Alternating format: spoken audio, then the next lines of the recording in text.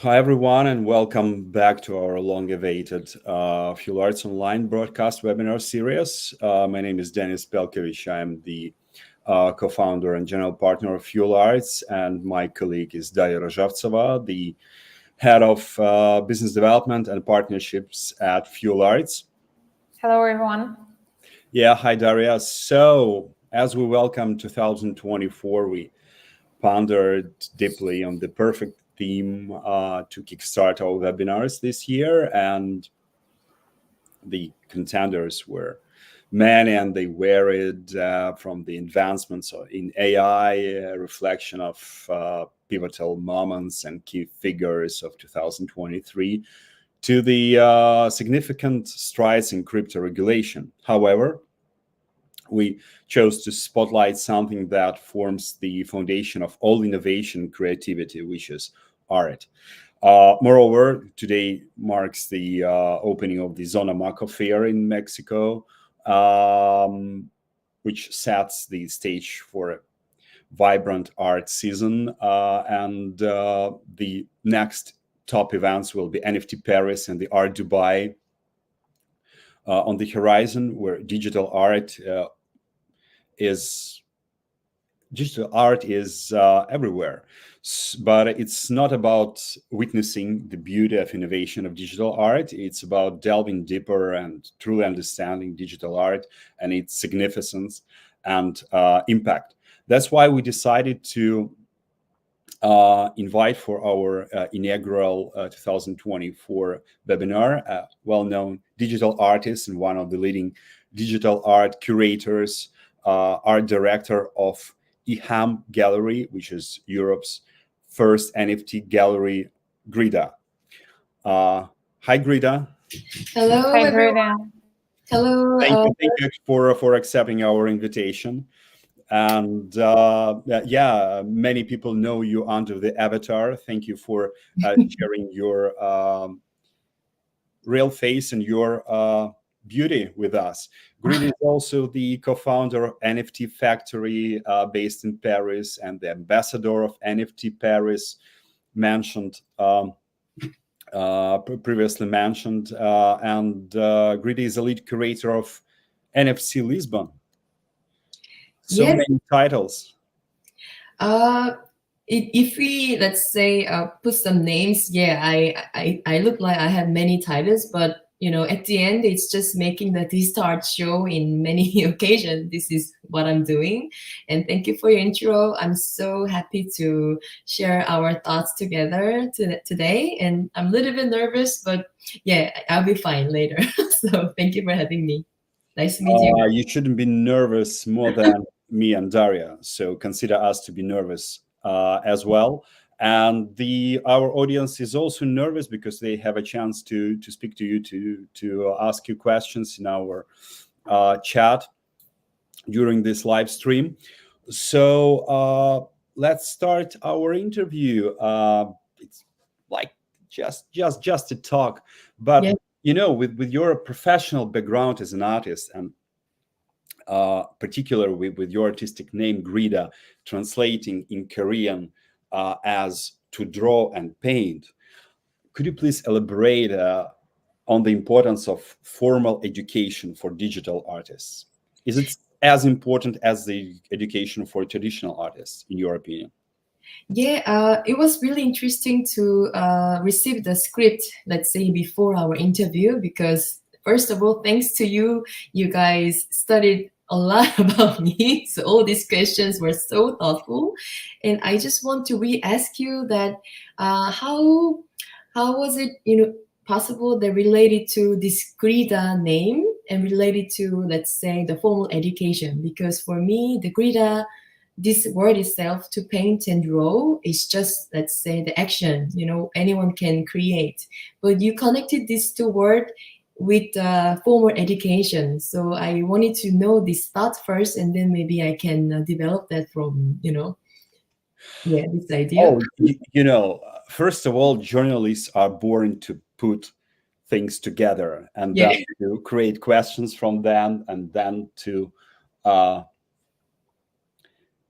and then to ask provocative questions.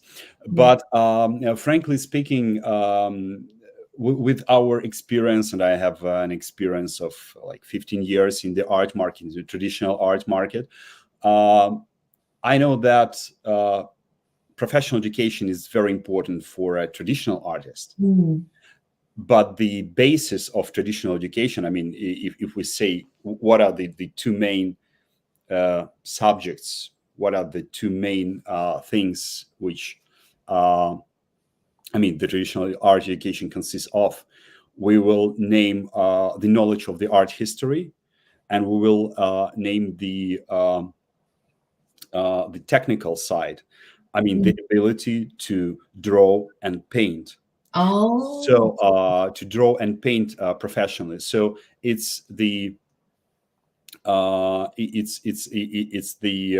professionalism in painting, and it's the knowledge of the academic side of I mean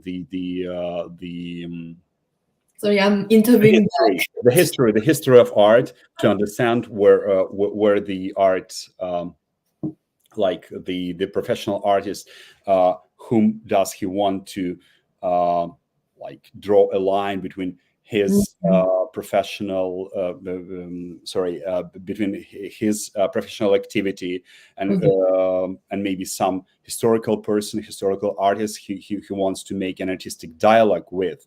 So that's why when we found that correspondence, that your professional professional name in digital art, it also refers to drawing and painting.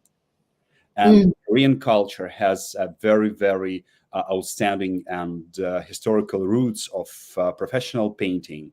So we thought that even in your digital activity, you try to pick up the essence, you try to pick up something from the traditional art, which you are proud of. Wow. Correct us if we are wrong, please. No, it's perfect, and it's very thoughtful and even philosophical. And sorry, my nature is moderator and curator, so I just moderated you first because I interviewed you before I answer. It's really interesting. It's good because you know, each interview, each webinar, we could compare it with the digital with the AI generative artwork. So you never know what will happen next. Exactly. We're creating in real time our canvas. So my answer was Grida. My name, it means draw and paint. Actually, it's been almost 20 years since I used this name as an art name, my art name. I was a fashion illustrator for 10 years in Korea. I used to work for the fashion magazines like Elle, Vogue, Marie Claire, this kind of paper magazines. And when I graduate my master's, I was thinking that, okay, I'm an illustrator now, beginning illustrator, and what name should I pick?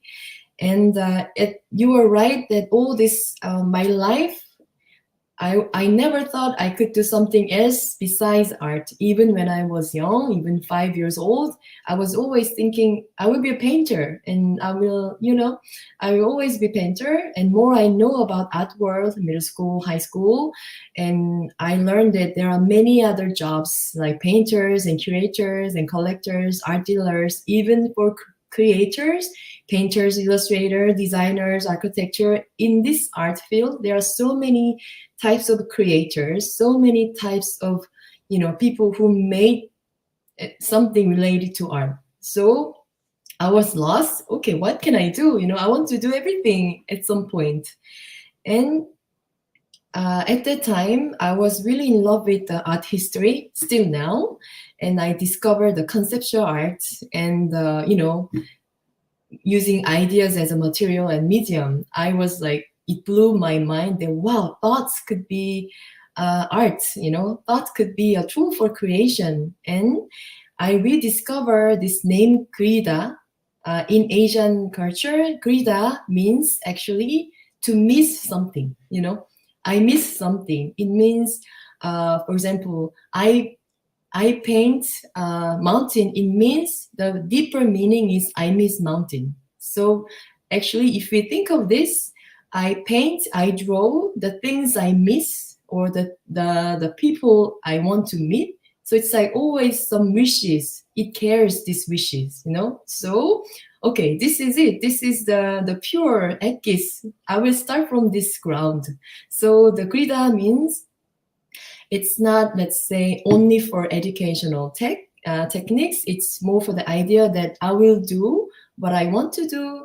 It could be realistic and fantasy or something, you know, not related my ideas. I just do what I want to do through my art and creation. This is how I decided my name, Grida.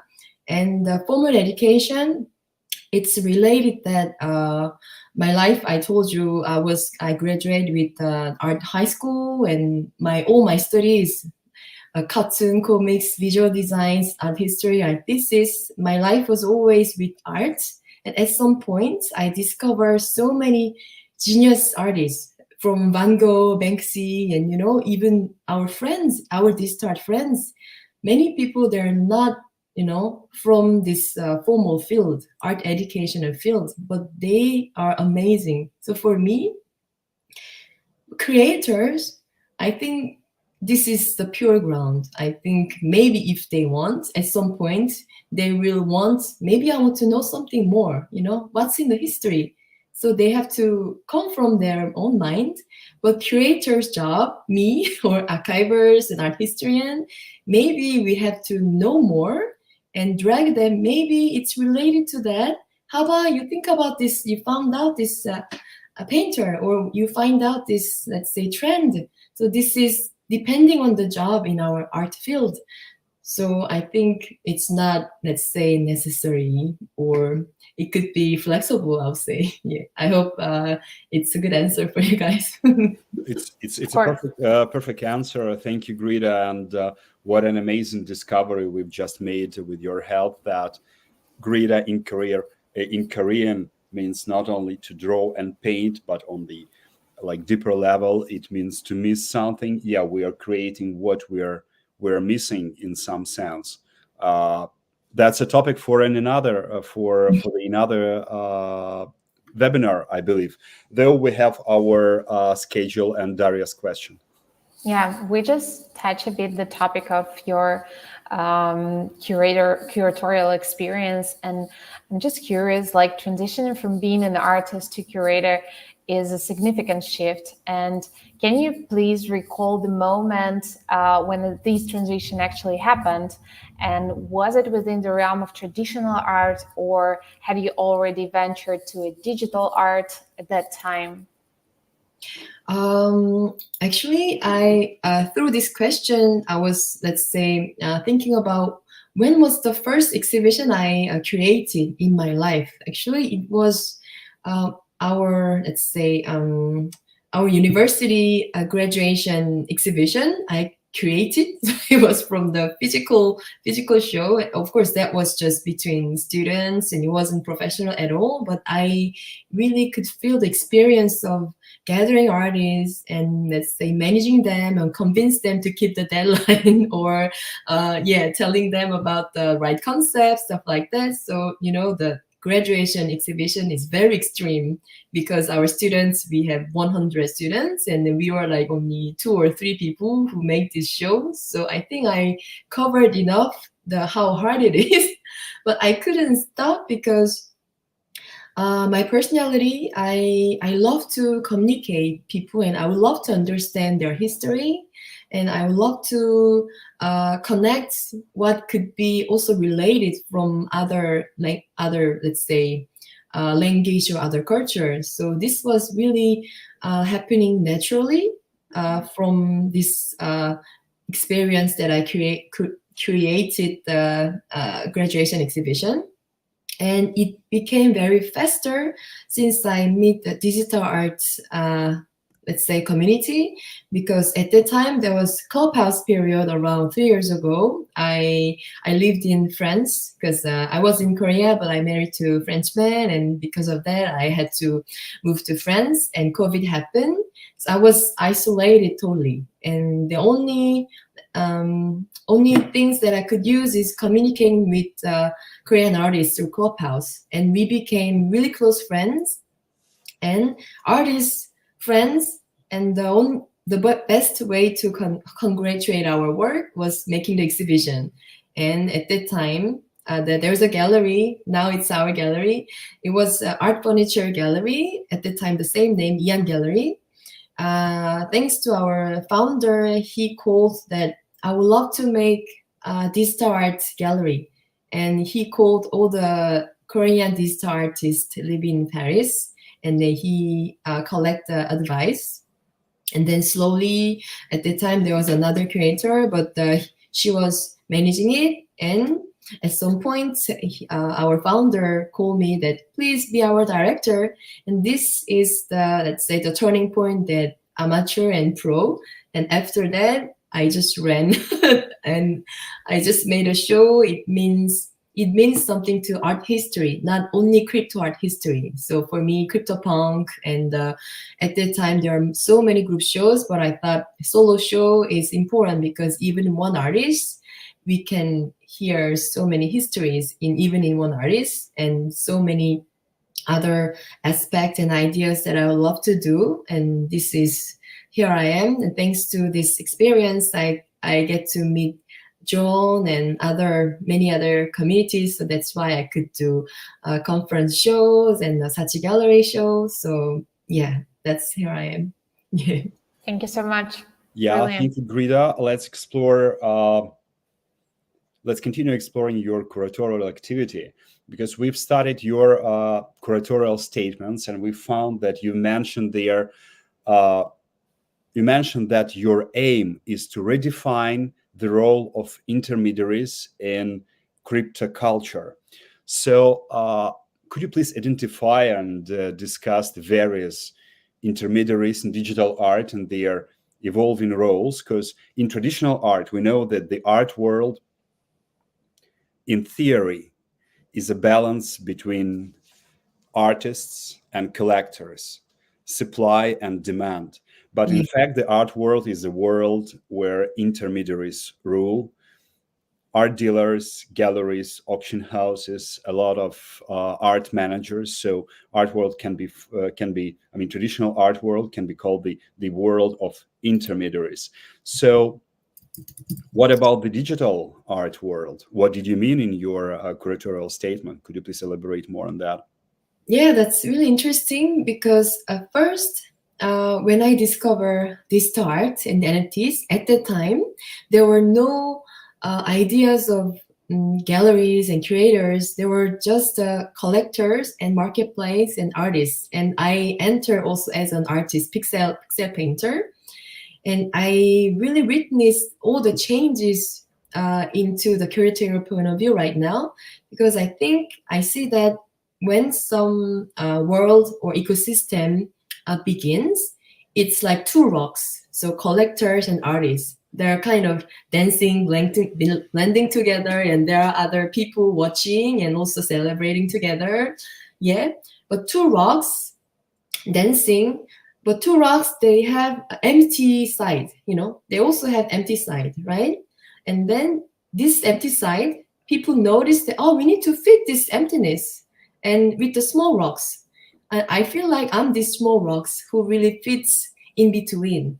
And then talking about both languages. And then this is what happened to really solid countries, solid systems, solid group that have feeling this emptiness with more delicate roles, curators or like archivists or other people who really see these two phenomena dancing together.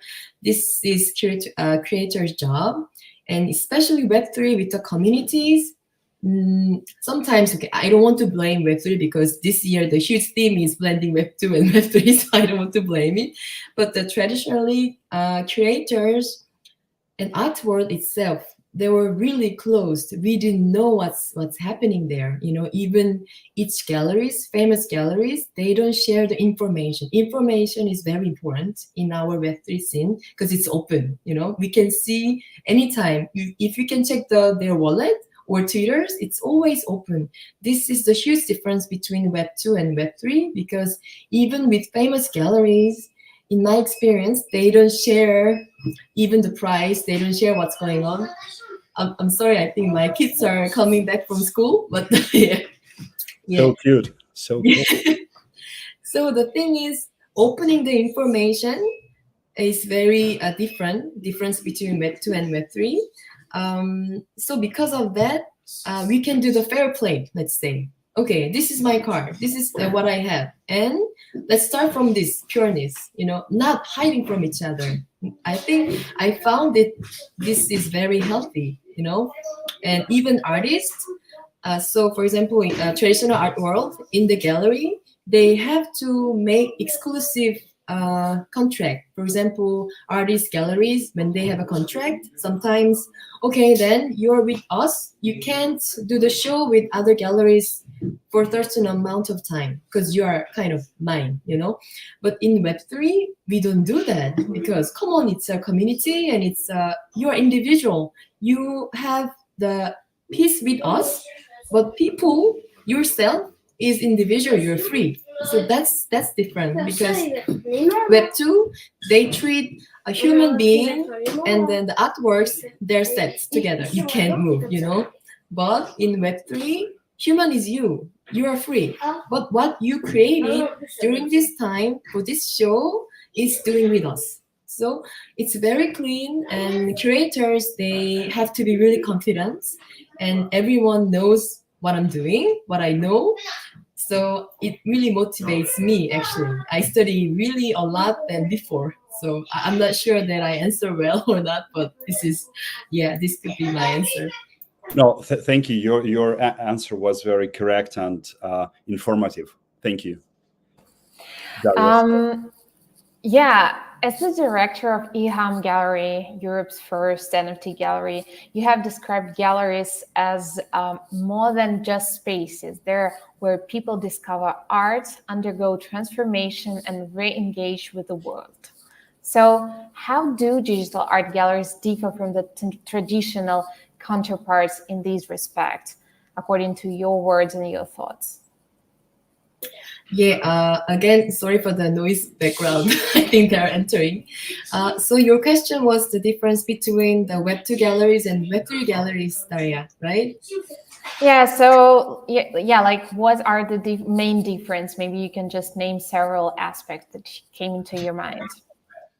So Web3 galleries, sorry, 여보 좀만 조용히 해줘, 부탁해. 조금만 조용히 해줘.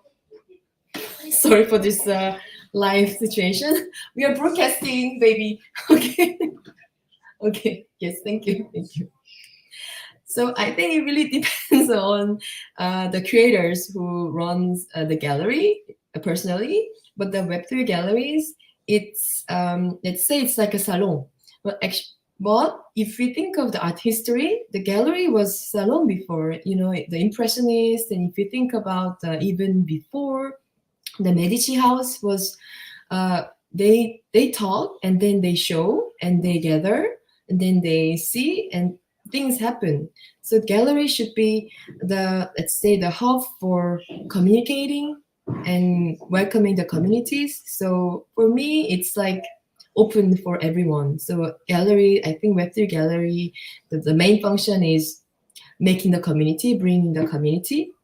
Everyone should feel really comfortable to come, even though they don't know anything about art and anything about this knowledge. Just come, making it comfortable, and then we can start to enjoy art. This is the Web3, really lowering down the step. But Web2 galleries, imagine if you go to the Web2 gallery, then I think, okay, what should I wear? So we have to kind of think that we have to behave, right? This is already a little bit, for me, of course, in some way, it means kind of attitude. It's interesting, but for me, it's more for open door for Web3 gallery. I think, of course, many people could think differently, but in my gallery, if I have a show, then it means I really love everyone to come, not feeling afraid to, come to the show. So yeah, this could be my answer. And sorry for the noise before. No, not at all. It just proves that you have a very young community, Web3 community. Yeah. And my next question would have been like, your kids, they represent the generation alpha. So are they already into digital art? What is their attitude, and what are they collecting? Actually, my kids are 5 and 7 years old, and ironically, we don't have TVs at our home. Imagine the digital art Lucky they are. Lucky they their are. home. We don't have any TVs. We don't watch TVs. We watch. We have a projector, so every night, me and my husband, we project the movie, and because for me that's really ironic. Um, I dislike personally. I didn't like just a big scare is in our living room. You know, sometimes it feels awkward. You know, why suddenly this one big black scare is in our salon and not mixing with other objects, you know? And then because we don't watch TV all the time, right? So it's different from screens at our gallery. Our gallery is always turning on, so it looks like a frame. But in each home, mostly it's turned off. It means it's just a scare, you know? So I didn't like it personally. But yeah, so it has very good contrast. And when I come home, I feel really cozy, no screen, and then our gallery, crazy screens everywhere, and then doing the art. So I love this balance. And but sometimes my daughter started to say that, oh, you want to see my wallet? It's NFT, the real physical wallet, you know, and it's my NFT. So they pick up some words from now on, and my son makes CryptoPunk in there, his Minecraft, you know, his my mother's famous stuff like that. So slowly getting into it, but I take my time. Yeah. So Thank cool you. to hear about those unexpected intersections of different generations and different like layers of our life, Web 2, Web 3, digital and physical. So that leads us to the phygital question, because I mean, 2 years ago, there was like the most discussable place was the physical space of Super Rare Gallery here in New York. So, and we know that you've had an experience with working with the Super Rare space. So we'd like to hear more about this experience. What has led to the, for instance, what has led to the unexpected or expected closure of this successful physical experiment by Super Rare in the New York City? Yeah, thank you for asking. I love other platforms, Foundation and Nifty Gateway, OpenSea and Maker's Place, and we have great platforms. But particularly Super Rare is very special because they have a big responsibility that they're making me to dive the digital art world because the turning point for me was seeing Mr. Misang's 101 on Super Rare, and then it made up my mind that okay, I go there. You know, is this the world that I discover? Not only for sorry for Nyanken and CryptoPunk at the time, I couldn't understand the pixels, but through the Super Rare artworks, wow, I could say, wow, okay, this is the real game. And later, after I understood all the context and narrative, I'm in love with the Nyanken and the CryptoPunk, of course. But at that time, the visually, as my background as an illustrator, I discover great artworks on Super Rare, and I realized that okay, this marketplace leads that digital art could be really like real art. This is art as well. So I was really in love with Super Rare still now, and we have good friends there. And 2020, that was the reason why I go to NFT NYC, because I really wanted to go to the Super Rare's gallery in New York. That was my only reason. And all the side events, of course, it was cool, but that was my big reason. And because of this physical art place on Super Rare, many artists and collectors, they feel this is really happening. Digital art is not only in our computer and phones and Twitters. This is really treat it as a real art piece and gallery. So many people were so happy. And after I got to know the people inside of Super Air Gallery, this gallery was a temporary project, actually. It wasn't meant to be like as long as possible like our gallery. So they wanted to try the experience in real life and opening the real life gallery. So this was from the beginning just a temporary project. And yeah, of course, the New York and logistics, and it's so expensive and stuff like that. But I think above that, it was from the beginning the temporary project. And thanks to that, they gave me the idea that, hey, Grida, how about you start the Super Space? We support all the galleries and groups that they can open the gallery. Of course, we have to get the vote from DAO, the rare token holders. But why not? That's how I started the Super Air Space and the first IRL gallery Super Air Space, and then we keep doing it. So I think what they've done in 2022, opening the Super Air IRL gallery, I think triggered the importance of the IRL space for this start exhibitions and meetups, actually. So thanks to them. Yep. Thank you so much for your answer. I want to come back a little bit also like to your words, to your curatorial writings. You often refer to the temperature of memories when discussing physical art. And does this concept apply to digital art as well?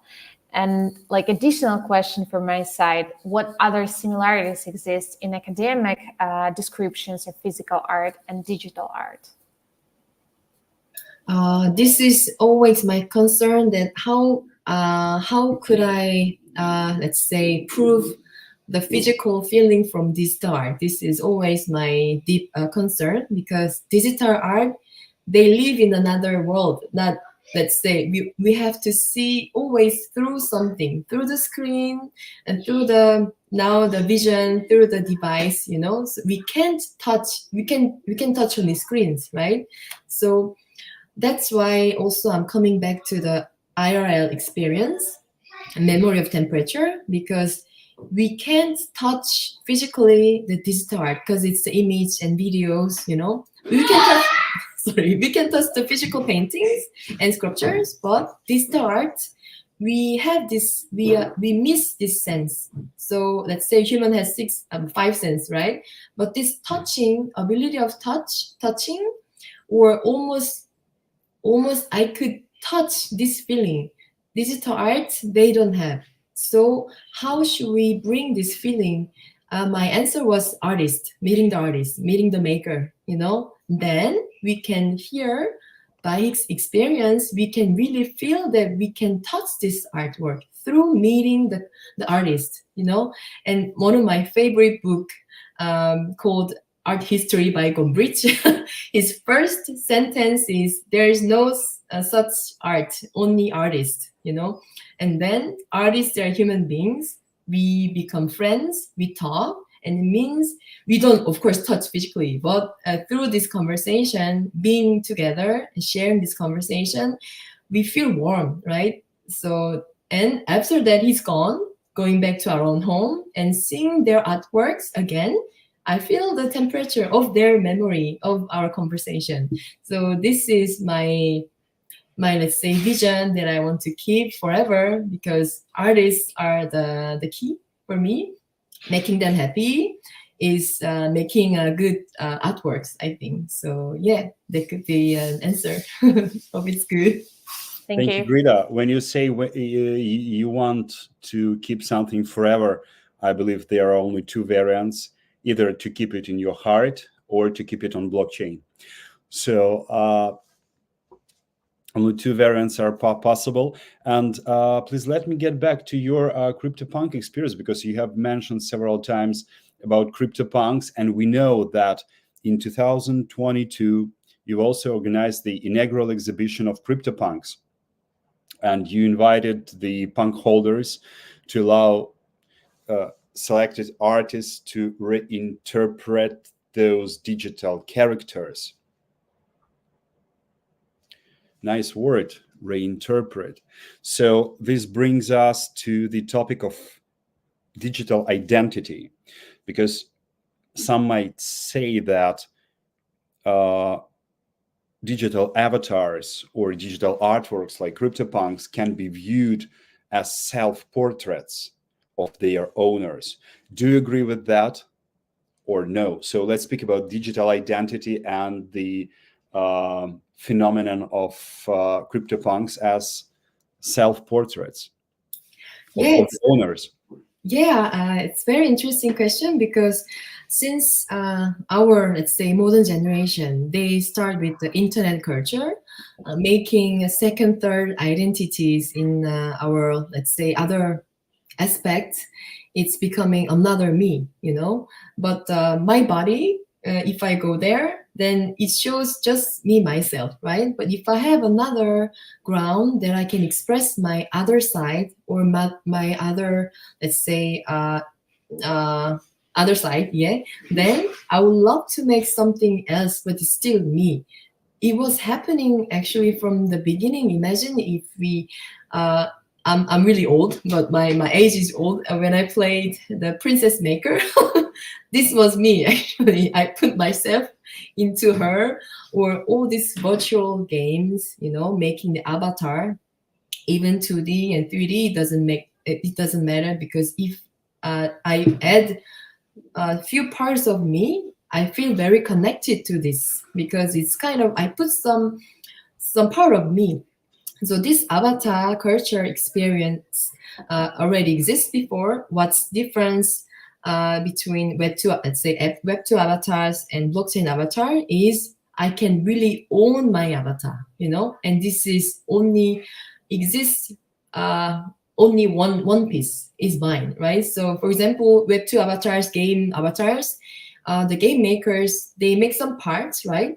But once in a while, we can make same avatars, and sometimes we can meet together. But with CryptoPunks and all this PFP generative, let's say the technology, it's me, and this is only me, and exists only one piece. So it feels more connected.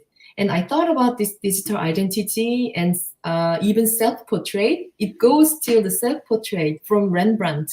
Imagine, it's really interesting, because at that time, Rembrandt period, the Flandre period, they didn't have any cameras. That's why the only thing they could remember themselves was painting. That's why. So, and then selfie.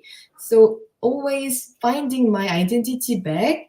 This desire existed before, even the painters, even before, right? And then thinking back of myself started from Rembrandt. And then since that, all these painters, they paint themselves because they were lucky enough to paint themselves. But otherwise, people look at the mirror, it disappeared. But after the camera, they started to take their own photos, and invention of phone cameras, it became selfie. And after that, internet culture explodes, and desire of making another identity, it brought the avatar and PFPs and CryptoPunk, and it's really serious. See, I have my Hekatao profile. It's me. I even tell my family that if I die, please put the the picture of this, the painting, not my old face, So it's getting really serious. I'm really thinking about the future as well. So this identity itself is it's something, Yeah. Maybe after that I can talk about the CryptoPunk later, but please go ahead. Yeah. Just like you started also to talk about the future, and I think it will be just a great, maybe already ending of our webinar, to talk a bit about the future. So since the 1970s, digital art has evolved through various phases and names, including computer art, blockchain art, crypto art, NFT, and of course, generative art.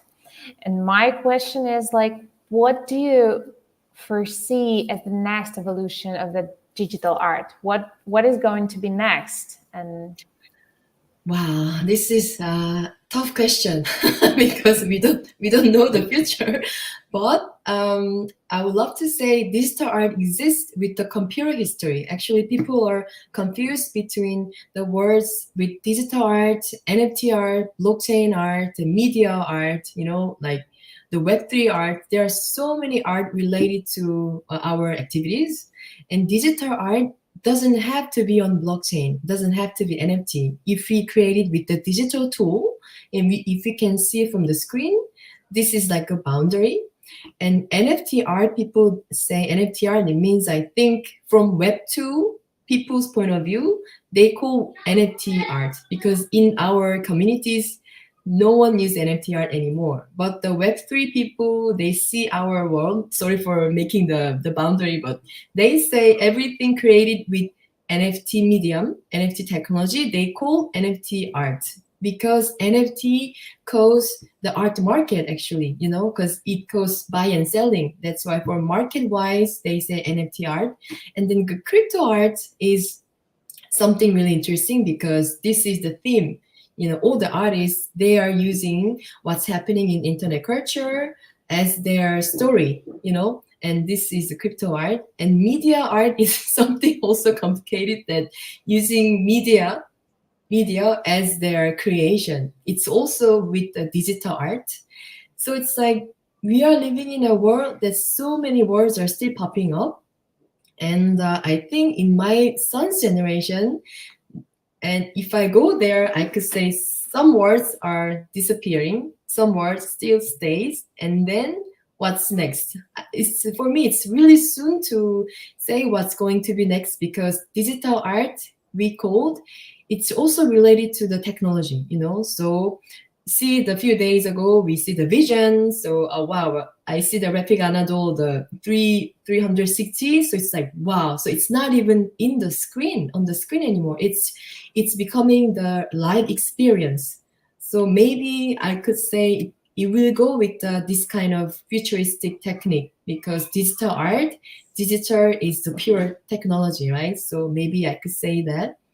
But yeah, so I think it goes with the technology, I'll say, for now. Yeah. Great. Thank you so much. Thank you so much, Grida, for sharing your ideas. I will only add that, in my opinion, that would be curators who will define the next big thing in art and in digital art in particular. So you said that was quite a tough question. Yes, you have chosen a tough path, a tough profession. So that's starting from becoming an artist, then your transition towards curatorial activities. So yeah, be prepared to be the trendsetter. Thank you. Again, thank you for being our first guest of our first 2024 webinar. Wow. And we made a beautiful start, a look into the future, and with with the help of you and the community behind you, we heard them. Yeah, if I could have some last words before I Sure. finish, I would love to encourage the people who would love to start curating in Web3 and digital art, because like you said, thanks to Denise and Daria, the curation job, I think this could be very important position, because now we have AI, right? So AI can do so many things. And I think last time I talked with my husband that, okay, what kind of job could be stay at the last moment, So it's the AI always puts some dominoes, So for us, ChatGPT writing is also going off, and image mid journey, and what kind of job, analyzing already AI does much better. So the curation job makes me think that we have only 24 hours and we have just limited time to see the information, right? And then curators, they could already do the first filter of information, and then at the end, for busy people, they will see only the filtered information with the styles. This could be a curator's job, for many things, art or other music or culture, So the curators, they could be important position that we have to know first. We are the first line, and then we curate, we filter the next level, and then we showcase our taste.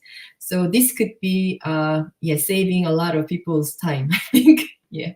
So cheer up for curators, and we have many things to do. And thank you for Dennis and Daria having this beautiful moment to share my small memories and experience. Thank you so much. Thank you, Grida. That sounds like an anthem for curators. Like we make a melody. Yes, I mean, we'll be happy to. An anthem, like stating the curators, the last profession to be touched or to be removed by AI. It's just my personal opinion, but yeah. Well, that's sounds great. That sounds great. Yeah. Okay, thank you again, Grida. Thank you, Daria, and thank you, our audience who have been with us, and meeting in a week with another guest, with another portion of inspiration in Web3 and creative tech. See you. Thank you so much. See you. Thank you so much.